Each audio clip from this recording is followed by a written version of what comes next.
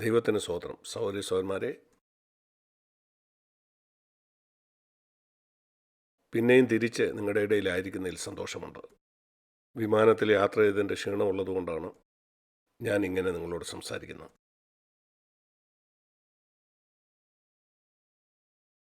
ചിലപ്പം ഉയർന്ന നിലവാരമുള്ള കാര്യങ്ങൾ നാം ദൈവവചനത്തിൽ നിന്ന് കേൾക്കുന്നുണ്ട്. നാം ഇങ്ങനെ ചിന്തിക്കാൻ സാധ്യതയുണ്ട്, ഇതൊന്നും എത്തിപ്പിടിക്കാൻ പറ്റുന്ന കാര്യങ്ങൾ അല്ല എന്ന്. എന്നാൽ നാം ഇതൊക്കെ പിന്നെയും പിന്നെയും കേട്ടുകൊണ്ടിരിക്കും, ഈ ഉന്നതമായ കാര്യങ്ങൾ. എന്നാൽ നമ്മുടെ ഉപബോധ മനസ്സിൽ നാം ചിന്തിച്ചുകൊണ്ടിരിക്കും, ഇതൊന്നും സാധ്യമല്ല. ശരി, എന്തായാലും കേൾക്കാം. എന്നാൽ അങ്ങനെ ആയിരിക്കരുത്. ദൈവവചനത്തിൽ ഒരു കാര്യം വാഗ്ദാനം ചെയ്തിട്ടുണ്ടെങ്കിൽ അത് പ്രാപിക്കാനായിട്ട് നാം ആത്മാർത്ഥമായിട്ട് വാഞ്ചിക്കണം. എബ്രായ ലേഖനം 12-ാം അധ്യായത്തിൽ അവിടെ ഒരു വാക്യമുണ്ട്. എബ്രായർ 12-ാം അധ്യായം 16-ാം വാക്യം. അവിടെ ഏശാവിൻ്റെ ജീവിതത്തിൽ നിന്ന് നമുക്കൊരു മുന്നറിയിപ്പ് തരുന്നുണ്ട്. പഴയ നിയമത്തിൽ നിന്ന് എടുത്ത് പറയുന്നതാണ്. ഏശാവിൻ്റെ ജീവിതത്തിൽ നിന്ന് നമുക്ക് കിട്ടുന്ന പാഠമെന്താണ്? എബ്രായർ 12-ാം അധ്യായം 16-ാമത്തെ വാക്യം. ആരും ദുർനടപ്പുകാരനോ ഒരു ഊണിന് ജ്യേഷ്ഠാവകാശം വിറ്റുകളഞ്ഞ ഏശാവിനെ പോലെ അഭക്തനോ ആകരുത്. ദുർനടപ്പുകാരോ അഭക്തരോ ആയ ആരെങ്കിലും ഇവിടെ ഇരിക്കുന്നുണ്ടെന്ന് ഞാൻ ചിന്തിക്കുന്നില്ല. എന്നാൽ ഇവിടെ ഒരു പ്രത്യേക മേഖലയിലുള്ള ദുർനടപ്പിനെക്കുറിച്ചും അതുപോലെ തന്നെ അഭക്തിയെക്കുറിച്ചുമാണ് പ്രത്യേകിച്ച് എടുത്തു പറയുന്നത്. അത് ഒരു നേരത്തെ ഭക്ഷണത്തിനായിട്ട് തൻ്റെ ജന്മാവകാശം വിറ്റുകളഞ്ഞതിനെ പറ്റിയാണ്. നമുക്കൊക്കെ ആ സംഭവത്തെ പറ്റി അറിയാം. അവൻ വിശന്നു വലഞ്ഞു വരുന്നു. യാക്കോബ് അവന് പായസം കാണിക്കുന്നു. നിന്റെ ജന്മാവകാശം തന്നാൽ ഞാനിത് തരാമെന്ന് അവനോട് പറയുന്നു. ഏശാവ് തൻ്റെ ജന്മാവകാശത്തെ കാര്യമാക്കുന്നില്ല. ജന്മാവകാശം എന്ന് പറഞ്ഞാൽ അത് വസ്തുവകയല്ല. അത് യഥാർത്ഥത്തിൽ യേശുക്രിസ്തു വരുന്ന ആ വംശാവലിയാണ്. അബ്രഹാമിൻ്റെയും ഇസഹാക്കിൻ്റെയും ആ വംശാവലിയിൽ വരുന്നത് വളരെ വിലപ്പെട്ടതാണ്. അതാണ് യാക്കോബിന് കൊടുത്തത്. എന്തുകൊണ്ടാണ് ഈ മുന്നറിയിപ്പ് നമുക്ക് തന്നിരിക്കുന്നത്? ഒരു ഊണിന് ജ്യേഷ്ഠാവകാശം വിറ്റുകളഞ്ഞ ഏശാവിനെ പോലെ ആകരുത് എന്ന് പറയുന്നത് ഒരൽപ്പം പായസത്തിന്, അപ്പം താൽക്കാലികമായി അവനെ സന്തോഷിപ്പിക്കുന്ന ഒരു കാര്യത്തിന്,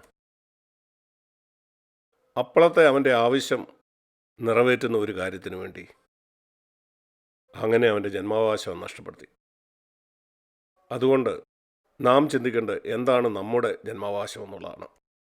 സഹോദരി സഹോദരന്മാരെ, നിങ്ങളോട് ഒരാൾ ചോദിക്കുകയാണ്, ഒരു ക്രിസ്ത്യാനിയായിരിക്കുന്ന നിൻ്റെ ജന്മാവകാശം എന്താ? അതിൻ്റെ ഉത്തരം നിങ്ങൾ അറിഞ്ഞിരിക്കണം. ലൂക്കോസിൻ്റെ സുവിശേഷം 12-ാം അധ്യായത്തിലേക്ക് നമുക്ക് പോകാം.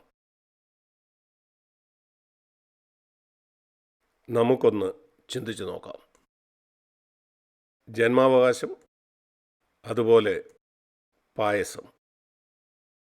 ഏശാവിന് ഇതിലൊന്ന് തിരഞ്ഞെടുക്കണമായിരുന്നു. ഒന്നുകിൽ അവൻ അപ്പോഴത്തെ വിശപ്പടക്കാം, അല്ലെങ്കിൽ അവൻ്റെ ജന്മാവകാശം. അതിൻ്റെ ഗുണം വളരെ കഴിഞ്ഞാണ്. ഇപ്പോൾ പെട്ടെന്ന് ആ ജന്മാവകാശം കൊണ്ട് പ്രത്യേകിച്ച് കാര്യമൊന്നുമില്ല. അതിൻ്റെ നേട്ടം വളരെ വളരെ കഴിഞ്ഞാണ്. ഇസഹാക്ക് മരിച്ചു കഴിയുമ്പോഴാണ് ജന്മാവകാശം കൊണ്ട് പ്രയോജനമുള്ളത്. ഇവിടെ ഉള്ള വെല്ലുവിളി എന്ന് പറയുന്നത്, ഇപ്പം എനിക്ക് സന്തോഷം തരുന്ന ഒരു കാര്യം എനിക്ക് കിട്ടുന്നു. എന്നാൽ അത് കിട്ടുമ്പം, ഞാനത് തിരഞ്ഞെടുക്കുമ്പം അതിന് ഞാൻ കൊടുക്കുന്ന വില, ഞാൻ എൻ്റെ ജന്മാവകാശം നഷ്ടപ്പെടുത്തുകയാണ്. അതാണ് വിഷയം. നിത്യജീവനെ നഷ്ടപ്പെടുത്തിക്കൊണ്ടാണ് ഈ ലോകത്തിൽ പല ആളുകളും പല കാര്യങ്ങളും തിരഞ്ഞെടുക്കുന്നത്. ലൂക്കോസിന് സുവിശേഷം 12-ാം അധ്യായത്തിൽ ഞാൻ ഒരു കാര്യം നിങ്ങളെ കാണിച്ചു തരാം. ലൂക്കോസിന് സുവിശേഷം 12-ാം അധ്യായം 29-ാമത്തെ വാക്യത്തിൽ ഈ ലോകത്തിലുള്ള ആളുകൾ അന്വേഷിക്കുന്നത് ഈ ലോകത്തിൽ അവർക്ക് ആവശ്യമുള്ള കാര്യങ്ങളാണ്. അതാണ് 29-ാം വാക്യത്തിൽ നാം വായിക്കുന്നത്. എന്ത് തിന്നും, എന്ത് കുടിക്കും, ഇതുപോലുള്ള കാര്യങ്ങൾ. ഈ വകയൊക്കെയും ലോകജാതികൾ അന്വേഷിക്കുന്നു. അതാണ് ആ പായസം. ഈ വക കാര്യങ്ങളൊക്കെ ലോകജാതികളാണ് അന്വേഷിക്കുന്നത്. അവൻ നമുക്ക് തരുന്ന മുന്നറിയിപ്പ്, ഇത് പ്രാപിക്കാൻ നമ്മുടെ ജന്മാവകാശം വിറ്റുകളയരുതെന്നാണ്. എന്താണ് നമ്മുടെ ജന്മാവകാശം? അവിടെ പറയുന്നത് വിഷമിക്കേണ്ട, ഇവയൊക്കെ നിങ്ങൾക്ക് ആവശ്യമാണെന്ന് സ്വർഗീയ പിതാവിന് അറിയാം. നമ്മുടെ ജന്മാവകാശം എന്തോ? അവൻ്റെ രാജ്യം. അവൻ്റെ രാജ്യം അന്വേഷിപ്പീൻ. പിന്നെ 32-ാം വാക്യത്തിൽ ചെറിയ ആട്ടിൻകൂട്ടമേ ഭയപ്പെടരുത്. ലൂക്കോസ് 12:32. നിങ്ങളുടെ പിതാവ് രാജ്യം നിങ്ങൾക്ക് നൽകുവാൻ പ്രസാദിച്ചിരിക്കുന്നു.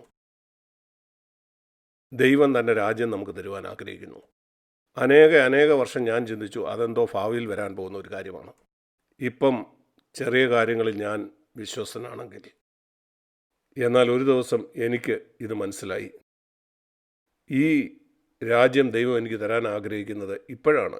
ഇപ്പം യേശു പറഞ്ഞു ദൈവരാജ്യം പിന്നെപ്പോഴോ വരാൻ പോകുന്ന ഒരു കാര്യമല്ല, അത് നിൻ്റെ ഉള്ളിൽ തന്നെയുണ്ട്, നിങ്ങളുടെ ഇടയിലുണ്ട്. പിന്നെ ദൈവരാജ്യം എന്താണെന്ന് ഞാൻ ദൈവവചനത്തിൽ അന്വേഷിച്ചുകൊണ്ടിരുന്നപ്പം റോമാലേഖനം 14:17 ഞാനത് കണ്ടു. സ്വർഗമല്ല ദൈവരാജ്യം എന്ന് പറഞ്ഞാൽ. സ്വർഗം വേറെയാണ്. ഇപ്പോൾ എനിക്ക് സ്വർഗം കിട്ടില്ല. ഇപ്പം സ്വർഗത്തിൻ്റെ ആത്മാവിനെ എൻ്റെ ഹൃദയത്തിൽ പ്രാപിക്കാൻ കഴിയും. എന്നാൽ സ്വർഗത്തിനു വേണ്ടി ഞാൻ കാത്തിരിക്കണം.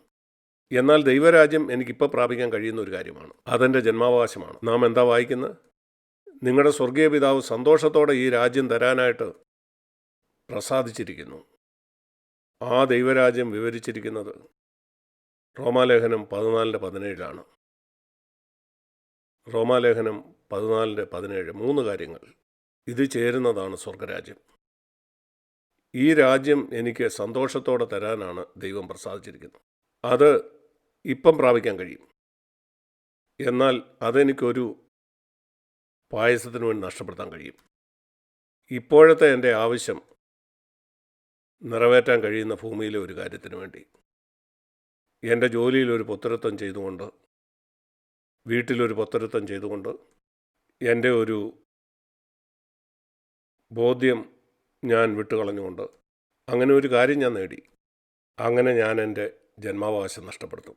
നമ്മൾ ഓരോരുത്തർക്കും ഈ രാജ്യം നൽകാനായിട്ട് പിതാവിന് പ്രസാദമാണ്. എന്നാൽ നിങ്ങൾക്ക് നഷ്ടപ്പെടുത്താൻ കഴിയും.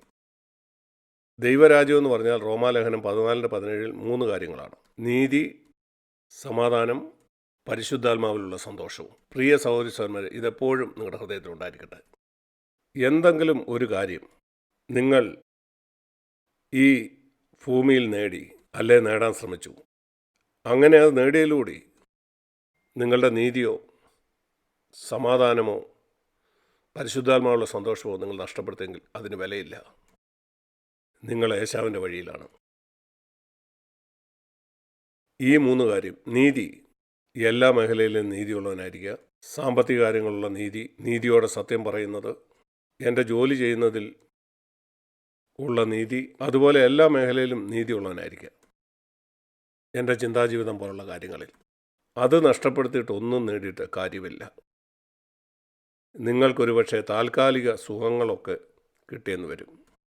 അശ്ലീല ചിത്രം കാണുന്നവരെ പറ്റി ചിന്തിച്ചേ. അവരുടെ നീതി നഷ്ടപ്പെടുന്നു. അവർ ഏശാവിനെയാണ് അനുഗമിക്കുന്നത്.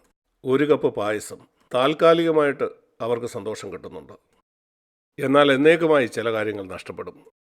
പിന്നീട് ഏശാവ് നിലവിളിച്ചു.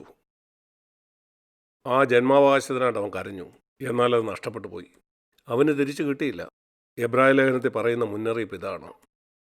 പിന്നീട് നിങ്ങൾ അതിനായിട്ട് കരഞ്ഞ് നിലവിളിക്കാം, എന്നാൽ നിങ്ങൾക്ക് തിരിച്ചു കിട്ടത്തില്ല. ആ തെരഞ്ഞെടുപ്പ് ഇപ്പോഴാണ് നാം നടത്തേണ്ടത്. പല സാഹചര്യങ്ങളിൽ എല്ലാ ദിവസവും എനിക്കെൻ്റെ ജന്മാവകാശമാണോ വേണ്ടിയേ, അതോ എനിക്ക് വേണ്ടിയേ ഈ പായസമാണോ? എന്താണ്? ഇപ്പോഴെനിക്കത് സന്തോഷം തരും, അതോ ഞാൻ എന്നെ തന്നെ നിഷേധിക്കുമോ? എനിക്ക് അല്പനേരത്തേക്ക് സന്തോഷം തരുന്ന കാര്യം, അല്പസുഖം, ഞാനത് നിഷേധിക്കും. എന്നിട്ട് ഞാൻ എൻ്റെ ജന്മാവകാശത്തെക്കുറിച്ച് ചിന്തിക്കും. നീതി, അത് നീതി മാത്രമല്ല, ഇവിടെ പറയുന്നു പരിശുദ്ധാത്മാവിലുള്ള സമാധാനം. ഏതെങ്കിലും ഭൂമിയിലുള്ള കാര്യത്തിനായിട്ട് ഞാൻ ഒരിക്കലും എൻ്റെ സമാധാനം നഷ്ടപ്പെടുത്തരുത്. ആ സമാധാനം നിങ്ങൾക്ക് നഷ്ടപ്പെട്ടാൽ വളരെ ഗൗരവമുള്ള ഒരു കാര്യം നിങ്ങൾക്ക് നഷ്ടപ്പെട്ടു.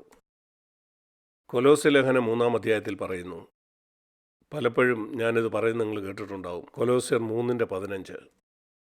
അവിടെ നാം വായിക്കുന്ന ഇപ്രകാരമാണ്: ക്രിസ്തുവിൻ്റെ സമാധാനം നിങ്ങളുടെ ഹൃദയങ്ങളിൽ വാഴട്ടെ. എൻ്റെ കയ്യിലിരിക്കുന്ന വേദപുസ്തകത്തിൻ്റെ മാർജിനിൽ ഈ സമാധാനം നിങ്ങളുടെ ഹൃദയങ്ങളിൽ ഒരു റഫറി ആയിരിക്കട്ടെ എന്നാണ്. ഞാനിത് പല പ്രാവശ്യം പറയുന്നത് നിങ്ങൾ കേട്ടിട്ടുണ്ടാവും.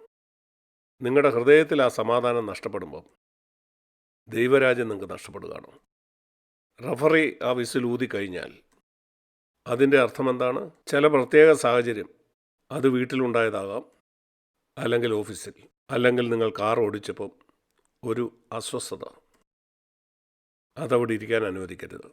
അതിൻ്റെ കാരണം കണ്ടെത്തി അതിന് രക്ഷപ്പെടുക. അത് നിങ്ങളുടെ കാലിൽ ഒരു മുള്ളു കൊണ്ടതുപോലാണ്. അത് കണ്ടെത്തി അതിൽ നിന്ന് രക്ഷപ്പെടുക. എൻ്റെ ഹൃദയത്തിൽ എന്തുകൊണ്ടാണ് ഈ അസമാധാനം? നിങ്ങൾക്കറിയാമല്ലോ, ഇതുപോലുള്ള സാഹചര്യം നിങ്ങളുടെ ജീവിതത്തിൽ ഉണ്ടാകാം. എപ്പോഴും സംഭവിക്കാം. എനിക്കും ചിലപ്പോൾ ഉണ്ടാകാറുണ്ട്. എന്തോ അസമാധാനം. അതെന്തുകൊണ്ടാണ്? കർത്താവെ, എനിക്കതിൽ നിന്ന് രക്ഷപ്പെടണം. ഭൂമിയിലുള്ള ഒരു കാര്യം, അതിൽ നിന്ന് എനിക്ക് താൽക്കാലിക സന്തോഷം കിട്ടുന്നുണ്ട്. അതിനുവേണ്ടി ഞാൻ എൻ്റെ ജന്മാവകാശം വിട്ടുകളയുകയില്ല. എൻ്റെ ജന്മാവകാശമാണ് കർത്താവിലുള്ള പൂർണ്ണ സ്വസ്ഥതയും പൂർണ്ണ സമാധാനവും. എൻ്റെ പ്രിയ സഹോദരി സഹോദരന്മാരെ, അത് നിങ്ങളുടെ ജന്മാവകാശമാണ്. ഇങ്ങനെ ഒരു ജീവിതം ജീവിക്കാൻ കഴിയില്ലെന്ന് പറഞ്ഞ് പിശാച് നിങ്ങളെ വഞ്ചിക്കരുത്. നിനക്ക് കഴിയും. നിങ്ങൾ തിരിച്ചറിയണം, പിശാചും ഈ ലോകവും നിങ്ങൾക്ക് വാഗ്ദാനം ചെയ്യുന്ന എല്ലാത്തരം പായസവും നിങ്ങൾ നിഷേധിക്കണം. പറയുക, എനിക്ക് എൻ്റെ ഹൃദയത്തിൽ സമാധാനമാണ്. അതാണ് സ്വർഗരാജ്യം.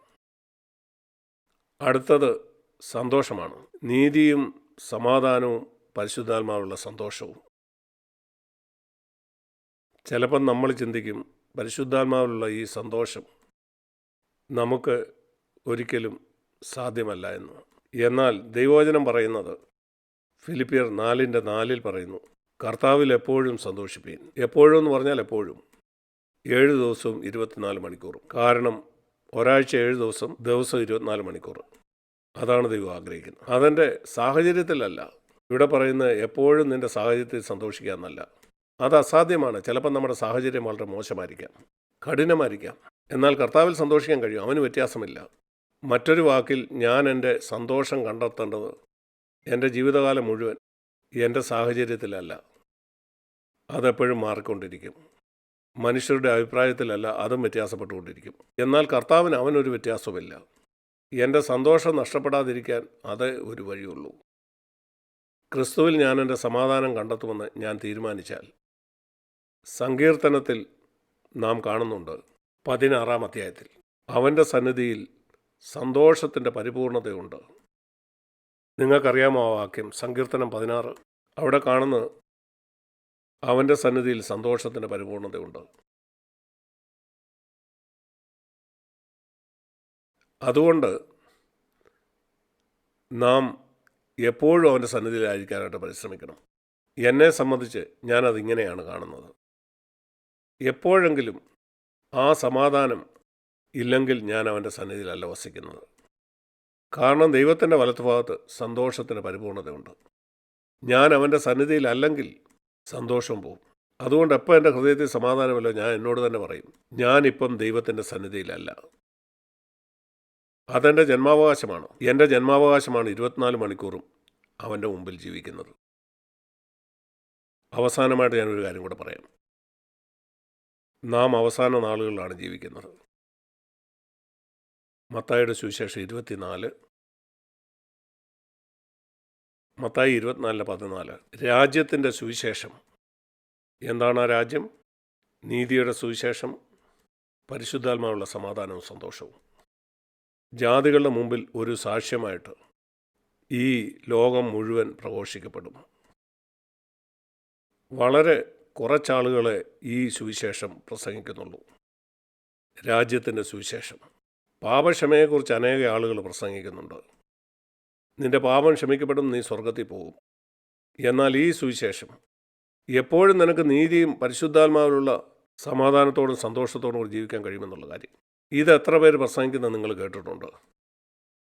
എന്നാൽ ഈ അവസാന നാളിൽ വളരെ കുറച്ചാളുകൾ ഈ രാജ്യത്തിൻ്റെ സുവിശേഷം പ്രസംഗിക്കും.